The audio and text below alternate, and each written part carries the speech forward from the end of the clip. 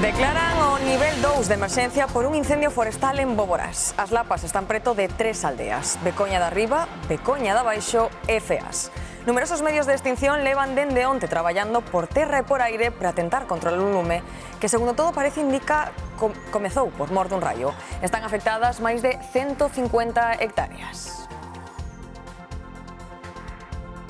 Preocupados, claro, non sabemos como actuar, entonces este é o problema, porque realmente as chamas están moi encima do pobo. Entonces... Estamos en nivel 2, se ha decretado, e, bueno, pues bastante preocupados e nerviosos porque, bueno, parece que o vento nos xogou unha mala pasada. Las condiciones de visibilidad son, bueno, nulas y los trabajos, en principio, la orografía es complicada.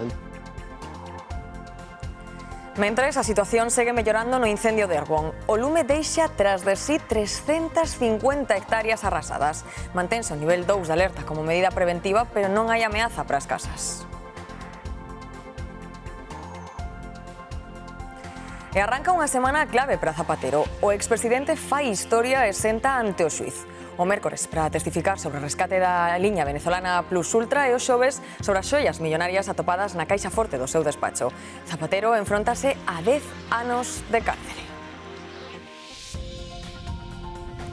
Os socorristas xa vixían Sanxenxo. 4 areais estrearon a temporada: Silgar, Areas, Canelas e Montalvo. Mañá sumaránse as praias de Foxo e a Lanzada. E a cobertura estenderase progresivamente ata chegar á totalidade dos 18 areais con bandeira azul en xullo.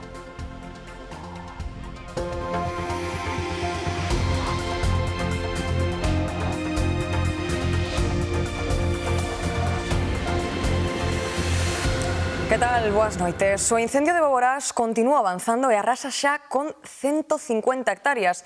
Preocupa a cercanía do lume ás casas. Alejandro Álvarez. Si, Antía, e agora mesmo o punto máis crítico está nesa zona da aldea de Becoña, ali onde está activo ese nivel 2 por proximidade ás vivendas, aínda que nos indicaba a alcaldesa de Boborás que polo momento non houbo que desaloxar a ningún veciño. Un incendio que se descontrolou en cuestión de horas debido aos fortes refachos de vento. A mediodía falábamos prácticamente de 20 hectáreas calcinadas e polo momento xa van 150 hectáreas. Un lume que comezaba onte pola noite, espallábase rapidamente e todo parece indicar que o detonante dese incendio foi un raio. Durante toda esta xornada estiveron traballando sobre o terreo os medios terrestres, como por exemplo bombeiros brigadistas, tamén puidemos ver algunha bulldozer, tamén medios aéreos como helicópteros e tamén avionetas, unhas tarefas de extinción que están sendo bastante complicadas, sobre todo pola orografía do terreo. Pero como ben decimos, agora mesmo a información máis importante son esas 150 hectáreas calcinadas e tamén activado ese nivel 2 por proximidade ao núcleo de Becoña, pero como nos indicaba a alcaldesa, polo momento non houbo que desaloxar a ningún veciño. A situación en Boborás foise complicando a medida que avanzaban as horas, favorecida polas rachas de vento que empuxaron as lapas cara ás aldeas de Becoña da Riba, Becoña da Baixo e Feás. A media tarde decretabas o nivel 2 de alerta pola proximidade do lume ás casas. A las 11:30 de la mañana solo estaba arriba en Fenteira, decían, y estaban los hidroaviones echando agua y ahora ya ha bajado hacia el pueblo y está aquí al lado de las casas. Preocupados, claro, non sabemos como actuar, entonces este é o problema, porque realmente as chamas están moi encima do pobo. Mal porque que queda todo queimado. A propia alcaldesa, a través dos grupos de WhatsApp, recomendáballes aos veciños que regasen ao redor das casas e leiras para refrescar. E, bueno, a xente, a verdade, que estuvo facendo, incluso donde non había veciños, pois porque están fora ou calquer cousa, foron outros veciños a regar, así que a colaboración veciñal tamén é moi importante. Os medios aéreos da Xunta traballan na zona desde a mañá e á tarde sumáronse a Abril de Lace 3 avións do Ministerio de Transición Ecolóxica. Por terra, a intervención é complicada por tratarse dunha zona de monte de difícil acceso. Na contorna das aldeas traballan tamén os bombeiros do Carballiño. Como bomberos urbanos estamos centrados en amparar un poco el avance del fuego en la parte norte del núcleo urbano. El fuego está rodeando el núcleo urbano y, bueno, gracias a Dios está controlada la cosa en este núcleo. O incendio iniciouse o sábado á noite, presumiblemente por un raio. Foi na parroquia de Moreiras, nunha zona de monte que complicou os labores de extinción. El viento, la orografía, las altas temperaturas, pues son unos factores clave para que, bueno, pues que se propagase mucho más rápido y que sea más virulento el incendio. Pola tarde pechaban o tráfico a estrada entre a Fenteira e Feas para facilitar os labores de extinción. Mentres, en Padrón, os veciños respiran con máis tranquilidade dende as súas casas as que xa puideron regresar. Este incendio leva calcinadas 350 hectáreas. Xoel Rodríguez. Sí, Antía, esa é a última estimación de superficie afectada por parte da Consellería de Medio Rural, 350 hectáreas, e mantense tamén o nivel 2 de alerta malia que, segundo informan dende este posto de mando, a previsión é que ese nivel poida quedar desactivado xa durante as vindeiras horas coa caída da noite. Nestes momentos os esforzos deses equipos de extinción, tanto medios aéreos como terrestres, estánse centrando en refrescar a zona e evitar a reactivación de algún punto, esforzos que van continuar tamén durante a noite cun dispositivo que se vai encargar precisamente de controlar e supervisar que non se reactiven novos focos. En total son, como dicimos, 350 as hectáreas calcinadas. En estes momentos xa non habería lapas activas. A situación continúa mellorando no incendio de Herbón, outra vez moi pendentes do ceo por se as treboadas volven botar unha man o operativo de extinción, como xa aconteceu onte á noite. Esa tormenta que caeu serían 10:30 da noite, pois foi o que parece que refrescou un pouquiño. A donde foi unha tarde moi tensa para moitos veciños, reativouse un foco que axiña se descontrolou ata chegar a arrasar máis de 200 hectáreas en só unhas horas. Prácticamente xa non hai lume, pero o problema foi ayer aquí estas casas que ardían as hortas. Pero onte víase o lume arriba, e ver, e creo calquera persona que tea vendo unha casa como se ve aquela casa de pedra e vexe o lume de lado, no momento ese cae o mundo a calquera.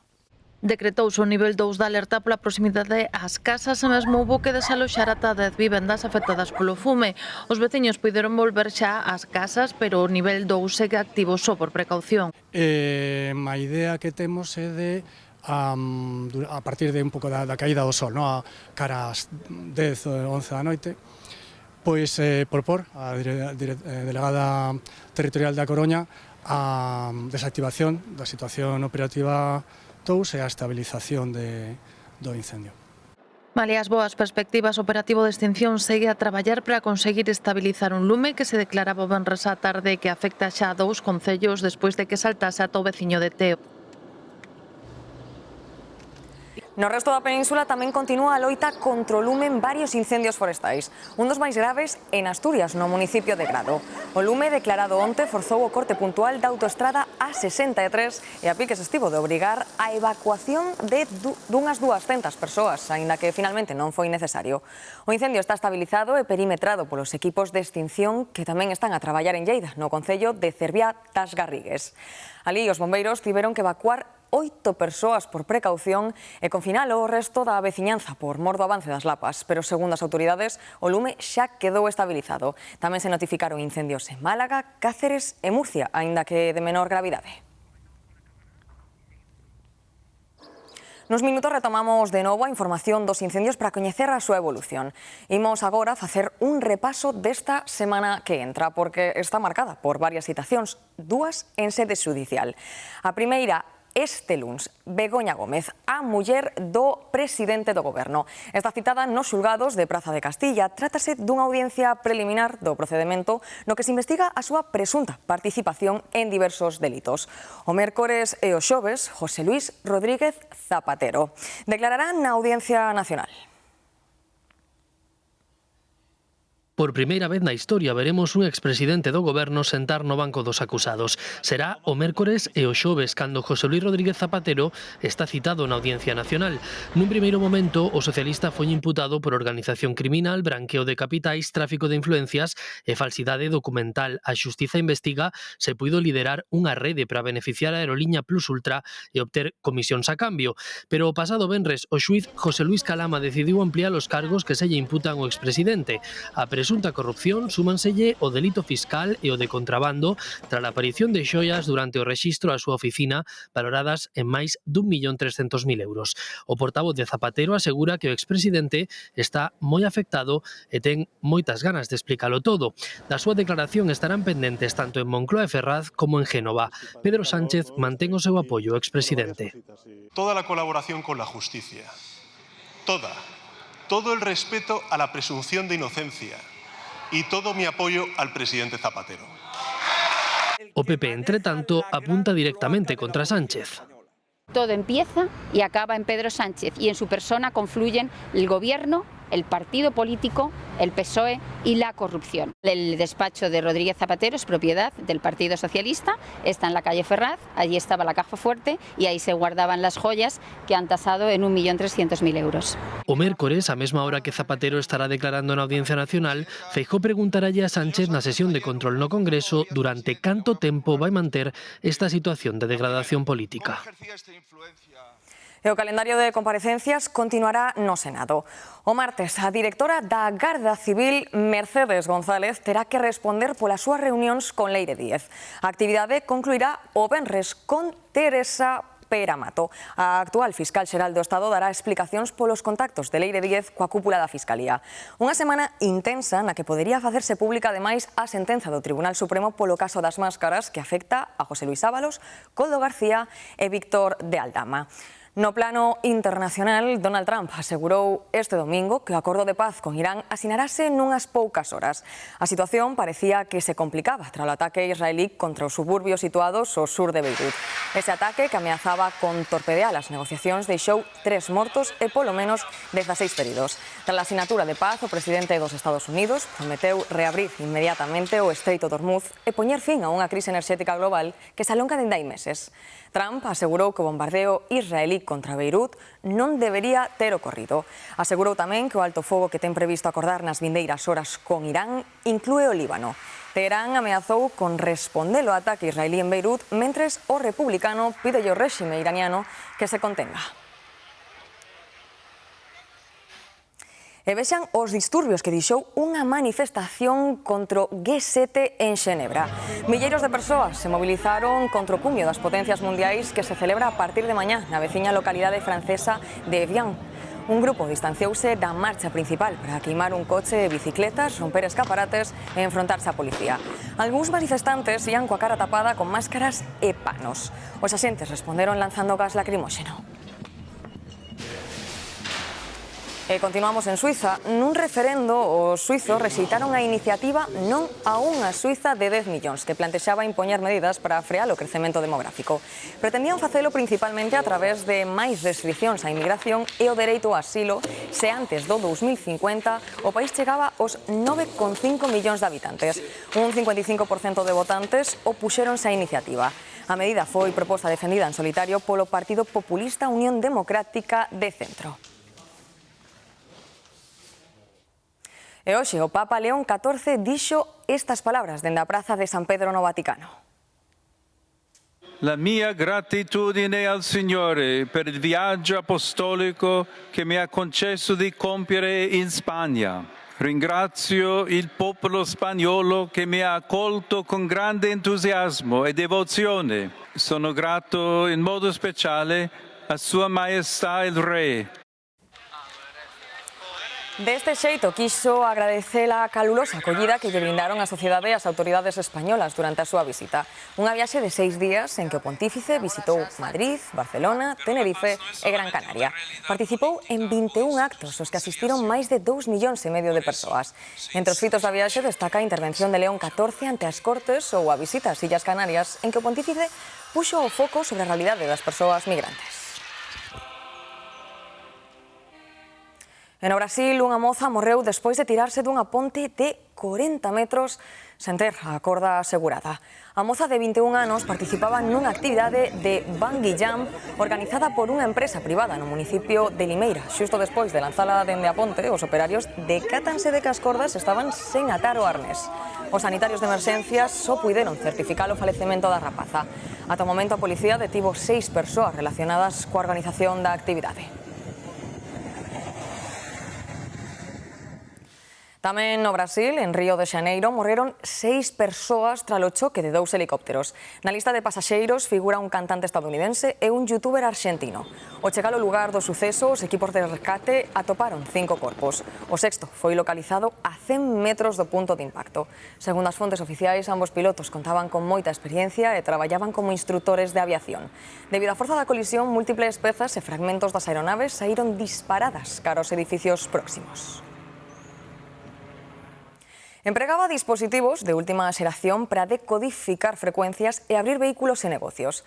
A Garda Civil montou un dispositivo de vixilancia e deu con el. Atribúenlle máis de 40 roubos en varias localidades de Cuenca, tamén en Toledo e Madrid. Os axentes valoran en 350.000 euros os danos ocasionados e os vehículos sustraídos. O home está detido á espera de prestar declaración ante o xuíz. Están vendo un oso pardo que sorprendeu a un condutor de madrugada na Navarra, en plena estrada nacional e a poucos kilómetros de poboacións. Corre a toda velocidade asustado polas luces do vehículo. A seca e a falla de auga están facendo que moitos animais salvaxes acodan a lugares pouco habituais para aliviar a súa sede e buscar alimentos. É trasladada en estado crítico unha moza de 19 anos que esta tarde foi atropelada en Celanova. Ocorreu na estrada O540 á altura da localidade de Carfaxiño. A moza cruzaba a estrada canda outra persoa cando foi arrolada por un turismo. Trasladárona en helicóptero ao complexo hospitalario Ourensán. O condutor do turismo e máis a súa nai tamén tiveron que ser trasladados en ambulancia polo estado de nerviosismo no que se atopaban. Manifestación na Illa da Arousa contra os proxectos da mina de Touro e Altri. Nela participou a voceira do BNG. Ana Pontón pediu o arquivo definitivo dos proxectos e instou a Xunta a traballar en iniciativas que coiden o medio ambiente. Tamén foron en barcos pola ría da Arousa como medida de protesta. Na Xunta insisten en que o proxecto de Altri está arquivado pola imposibilidade técnica de conectar a planta á rede eléctrica. A mina de Touro está pendente de novos trámites administrativos despois de que o Tribunal Superior de Xustiza de Galicia lle dese a razón a empresa ao detectar erros no procedemento da autorización. Estamos defendendo un modelo sustentable e estamos defendendo un futuro para este país. Hoxe aquí volve a sentirse a dignidade dos galegos e das galegas, que queremos darlle un carpetazo definitivo a Altri solicitando a denegación de todos esos permisos.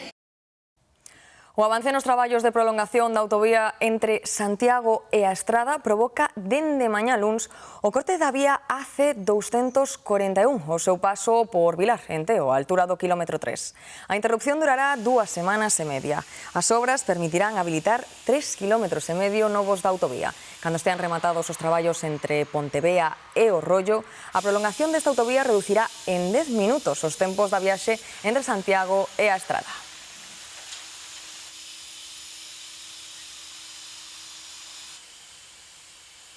E os datos turísticos para este verán poderían ser de récord, pero a hostalería enfróntase primeiro a un reto.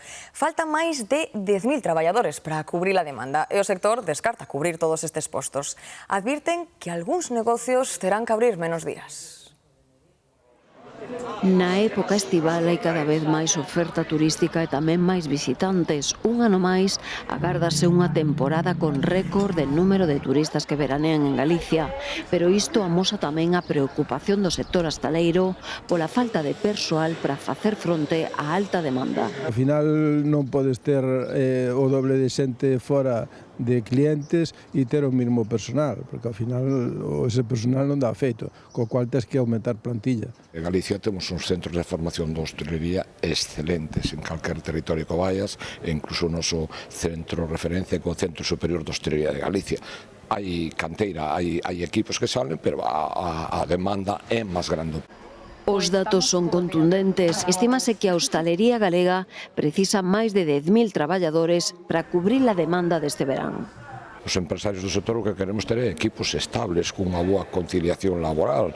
Ante a falta de persoal cualificado, o sector hostaleiro descarta poder cubrir a totalidade dos postos, polo que haberá negocios que reducirán os días de apertura, reducirán horarios e terrazas. Tens que reducir mesas para poder atender os que teñas. Se está vindo moita xente de fora, gracias a Dios, que temos esta xente que tamén nos ven a traballar aquí, de Venezuela, Colombia e outros países, El Salvador, temos xente traballando, e iso que nos está axudando un pouco, senón sí que o problema sería moito máis grave. A tónica de hoxe no tempo, xo notaron, foi algo variada. Galicia estivo en alerta amarela por treboadas nunha xornada na que se rexistraron 867 raios. Moitos deles caeron en zonas do interior onde os termómetros tamén superaron os 30 graus. Un domingo marcado por un ceo cambiante que pasou do sol e dá calor aos trebóns en cuestión de horas. E con estas temperaturas, as praias volveron a encherse este domingo. E iso que baixaron algo respecto ás do sábado e o ceo non quedou totalmente limpo. Pero en Vigo os termómetros non baixaron dos 20 graus pola noite e chegaron a 29 ao mediodía. Así que foron moitos os que elixiron a praia para pasar o día paseando pola beira do mar ou bañándose. Este mes é maravilloso, entre outras cousas, porque hai moita praia e hai xente de abondo, pero non tanta. Despois, xullo e agosto, aquí é realmente para os que pois non poden disfrutar nas outras épocas do ano. Hai que aproveitar, porque a estas horas aínda se pode camiñar e baixar a area con tranquilidade, pero seguro que a partir da próxima semana se complica máis e hai que madrugar un pouco máis. Na maioría das praias galegas, os concellos aínda non activaron os servizos de socorrismo. Algúns farano mañá e outros agardarán o 1 de xullo coa chegada dos turistas. Sen embargo, o Concello de Sanxenxo adiantouse a este venres en 4 dos seus areais xa hai vixiancia. Raquel Candoi. E o motivo é a afluencia de bañistas. En Sanxenxo hai 4 praias especialmente concorridas as fins de semana, en canto comeza a calor de xuño e sen ser tempada alta, que xa teñen traballando os seus equipos de socorristas dende o venres, dende hai 3 días. Silgar, a praia urbana, Montalvo, Areas e esta de Canelas na que nós estamos hoxe. E xa non van abandonar os seus postos de traballo estos socorristas na area e nas torres de vixianza ata o 15 de setembro. Foxos e a Lanzada tamén contarán co servicio as 2 vindeiras fins de semana e o resto dos areais do Concello, como a moitos das Rías Baixas, a partires do 1 de xullo e xa de xeito continuado ata que finalice a primeira quincena de setembro. Alexandro Lima leva 5 anos traballando como socorrista en Sanxenxo. Xunto cos seus compañeiros son os primeiros que vemos nunha praia galega neste 2026. Traballan en equipos de 3, desde a torre de vixilancia estática cos ollos postos na auga, a patrulla ao pé da area e no módulo dos primeiros auxilios. O punto de estrés de atención ten que ser necesario, pero sen que te sobrepase nun certo momento. Intervimos sempre en equipo nos casos dos rescates acuáticos, sempre primeiro o que está na beira do mar, o primeiro intervinte, despois o que está no módulo, e sempre temos a coordinación detrás que no caso do rescate acuático en cuestión de minutos está con nós dándonos apoio. É habitual que un afogamento acabe cunha parada cardiorrespiratoria, entón sí que temos esa formación en primeiros auxilios para comezar a reanimación cardiopulmonar. Iso é durante unha emerxencia, pero antes dos accidentes, para previr os accidentes, vixían, identifican conductas de risco, supervisan o aforo dos areais e informan os bañistas dos protocolos e reglamentos. Pero non temos ningún tipo de autoridade, intentamos que a xente se comporte da mellor maneira e os que teñen que facer cumplir esa normativa son os axentes de autoridade. Lembro unha anécdota en Areas que os animais nas praias en temporada estival están prohibidos, pois apareceu un home paseando unha tartaruga pola praia de Areas e claro, mirámonos e dicíamos, pero como pode ser que lle dicimos agora unha tartaruga, pode se non se pode? Pero non se pode. Non se pode, animales domésticos non se poden. Como a Alexandre en Silgar, Edgar e os seus compañeiros vixiaban este domingo o areal de Canelas, Montalvo e Areas. Entre os sanitarios e os socorristas, o plantel de socorrismo en Sanxenxo forman 87 persoas apoiados por 2 neumáticas na auga. E o tardeo arrasa entre os millennials. Comezará a festa ás 6 da tarde, o ritmo de música en directo e sen trasnochar. Unha alternativa de ocio cada vez máis popular que conquista públicos de todas as idades. Onde quedan aquelas xoldras que comezaban pasadas as 11 da noite e remataban xa coa luz do día ben entrada. Para varias xeracións ata que chegou a pandemia, o ocio estaba reservado á noite do sábado e o domingo non era día hábil polo menos ata a hora de xantar. Ata que chegou o tardeo. Instauramos máis ou menos o concepto do tardeo nun primeiro momento coa música dos 80, 90, 2000 hai alrededor de ano e medio e dende entonces pois un éxito. Outro horario para que a xente disfrute durante o día, podendo aproveitar un poquinho o domingo ou non, porque isto é verdad que se une xa que a noite e neso estamos.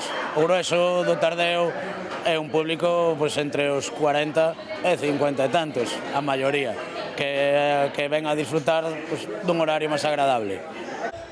E os hábitos mudaron, e cada vez hai máis xente que non quere sacrificar toda a fin de semana por unha noite de festa, así que a solución foi adiantar as copas e a música nun ambiente máis relaxado. Sobre todo la tranquilidad. Últimamente estás mucho más tranquilo por la tarde, también la gente está como mucho más animada, viene más relajada. Por la noche, bueno, pues nunca se sabe, últimamente está un poco todo revolucionado y demás, pero aquí por la tarde la gente sale de la playa, viene tranquilo, puedes hablar con los amigos tranquilo. O llegas a casa y descansas más horas que la noche. Al final yo lo prefiero. El mundo de la noche aparte es más complicado, pero el tardeo sí me gusta. É certo que a luz do día rouba algo do misterio que tiña a noite, pero de portas para dentro non se sabe se son as 7 da tarde ou as 3 da mañá. Na era dos tecidos industriais, a alá de toda a vida reivindícase como materia prima ecolóxica e sustentable. Fano cunhas xornadas que se celebraron durante a fin de semana en Sarreaus. Alá, dócil e maleable, pódese bailar. É un produto natural, ecolóxico desde orixe, indispensable en tempos que xa foron. Nuestros telares, nuestras mantas, nuestros calcetines, siempre tejidos más duros, resistentes, porque nuestra lana está considerada rústica, pero eso no quiere decir que no sea una buena lana, sino que hay que buscar las prendas específicas donde esta lana luzca. O que pretenden no Paseo da Alá é darlle unha vida nova, reivindicala como produto que hai que aproveitar. Aunque el objetivo principal sea la carne o el objetivo principal sea la leche en diferentes razas, que la lana también siga siendo un subproducto que pueda ser utilizado, no un residuo. Amosáronos sobre a pasarela con modelos elaborados íntegramente de la ou combinándoa con elementos cos que dialoga, como aluminio ou palillos de madeira. La modelo, al voltearse, siguen viéndose los bolillos en la parte trasera del vestido y sigues escuchando el sonar de esos bolillos y bueno, es lo que te lleva hace muchos años. Tamén abordaron o aspecto terapéutico da Alá con propostas para tecer ferramentas sensoriais. Para después poder ayudar a gente con Alzheimer, demencia, niños con autismo, porque se conoce que ayudan a relajar, reduciendo el estrés, la ansiedad. Unha ampla variedade de propostas para reivindicar a la autóctona e o seu valor na revitalización do rural. Pintar Compostela en tempo real é a proposta do colectivo Lucet que traslada a súa creatividade ás rúas de Santiago. Nun exercicio que mestura fotografía e acuarela, buscan capturar a alma da cidade e a súa pegada humana nunha exposición que nos convida a percorrer a intrahistoria da Compostela universal. Propugna a teoría dos mundos posibles que a obra artística non só recolle a realidade, senón que erixe universos alternativos que se estruturan a través das súas propias regras. Por iso o colectivo Lucet organizou unha xornada de pintura en directo na Casa do Cabido Compostela para recoller ese instante no que a artista aprende a realidade a través dos pincéis. É totalmente distinto a traballar en estudios por luz, os cambios das luces obliganse a agilidade, resolves dunha maneira máis rápida, tes que estar moi pendente dos tempos. A actuación desenvolveuse no marco da exposición Alma de Compostela, un percorrido en acuarela e fotografía, unha mostra na que a cidade monumental desarrópase a través dos seus espacios, das súas construcións e dos seus referentes humanos. Distintos lugares da cidade, ambientes e persoaxes que non foran representados habitualmente e que non foran vistos en obra gráfica. A iconografía compostela da Choiva, dos seus monumentos dos estudantes e das súas xentes cobran vida en óleos, acuarelas e fotos a través do bisturí diseccionador do artista. Hai xente que pregunta que técnicas utilizamos, que materiales, bueno, sobre todo que é moi gratificante cando che alaban o teu traballo tamén, claro que eso tamén gusta moito. Dende aquí, pois, poder facer o bosquexo ou buscar o punto de vista coa xente arredor, pois, para min é absolutamente relaxante. O reto do colectivo Lucet, que estará en Compostela ata a vindeira fin de semana, pasa por experimentar con este formato noutras cidades galegas, diseccionalas e integrar o público nun mundo alternativo onde realidade e creación camiñen xuntos a través da arte. En Lugo celebraron hoxe unha das nosas tradicións máis antigas. Ten máis de 300 anos de historia. A ofrenda do antigo Reino de Galicia, declarada ademais ben de interese cultural pola Xunta o ano pasado. Alfonso Rueda presidiu o acto na Catedral de Lugo, en que participaron representantes das outras 6 cidades do antigo reino: A Coruña, Betanzos, Mondoñedo, Ourense, Santiago e Tui, cuxo alcalde foi o encargado de facer a ofrenda ao Santísimo este ano. Neste punto retomamos a última hora dos incendios activos neste momento na nosa comunidade. Comezamos en Boborás. Alejandro Álvarez, como está a situación? Pois, Antía, segundo o último parte de medio rural, agora mesmo este lume leva arrasadas 150 hectáreas e o punto máis crítico atópase agora mesmo na aldea de Becoña, porque ali está activo ese nivel 2 por proximidade ás vivendas, pero como nos indicaba a alcaldesa de Boborás, polo momento non houbo que desaloxar ninguna vivenda. Durante toda esta xornada, os medios de extinción estiveron traballando sobre o terreo, eses medios terrestres, como por exemplo bombeiros brigadistas, tamén pudemos ver algunha bulldozer traballar, tamén medios aéreos, helicópteros e aeronaves estiveron durante toda a xornada botando auga, uns traballos que están sendo moi complicados, sobre todo pola orografía. Un incendio que leva activo prácticamente 24 horas, comezaba onte e sospeitase que o detonante puido ser un raio. Agora moi pendentes de como evoluciona ao longo desta noite, moi pendentes tamén de como as chuvias que caen por momentos aquí nesta comarca poidan axudar a controlalo. Estamos pendentes deste incendio de Boborás, pero tamén de como está a situación en Padrón, Xoel. Sí, pois Alejandro, neste lume que afecta os concellos de Padrón e de Teo xa non habería lapas activas. En estes momentos tamén os esforzos dos equipos de extinción, tanto os medios aéreos que se van retirar previsiblemente xa coa caída da noite, como os medios terrestres, están centrando os seus esforzos nestes momentos en refrescar as zonas e sanear o terreo precisamente para evitar a reactivación de novos focos. A mensaxe que lanzan dende este posto de mando avanzado é de tranquilidade, tamén de prudencia e de agradecemento tanto aos veciños como tamén a eses medios efectivos que van continuar desplegados aquí tamén durante a noite para controlar precisamente que non se produzan novas reactivacións deses focos. Mantense tamén decretada de xeito provisional a situación 2 de alerta, malia que dende medio rural apuntan a que esa situación podría quedar desactivada durante estas próximas horas, tamén dependendo de como evolucione a situación deste lume que, lembremos, leva calcinadas xa 350 hectáreas. Seguiremos moi de preto estes incendios para contarlles todos os detalles. Volvemos despois do tempo coa última hora en directo neses dous puntos.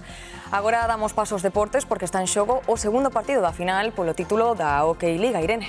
Sí, ese encontro entre o Liceo e Igualada que está en xogo dende as 8:30 desta tarde. O partido que estamos ofrecendo na nosa segunda canle e que pode deixar a eliminatoria 2-0 pro equipo herculino. Abrimos por aí o Deporte Serán.